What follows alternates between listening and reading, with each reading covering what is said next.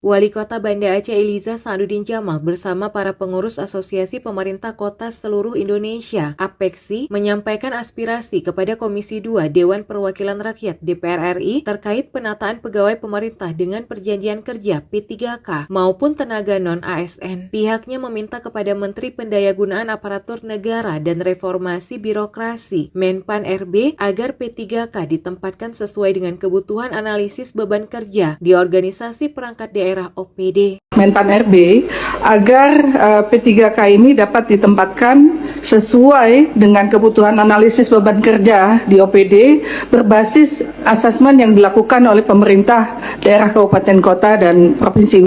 Karena seperti kami ini kan ada kebutuhan yang harus kita sesuaikan. Kami juga punya Banda Aceh Academy yang kita lakukan untuk meningkatkan kapasitas. Maka ada fleksibilitas di dalam penempatan P3K dan juga baik penuh maupun paruh waktu. Diharapkan penyampaian aspirasi oleh para pimpinan daerah dapat mendorong adanya kebijakan yang lebih adaptif, memperkuat kapasitas daerah dan menjaga kualitas pelayanan publik yang menjadi hak masyarakat. Dari Banda Aceh, Tisi Media Putri melaporkan.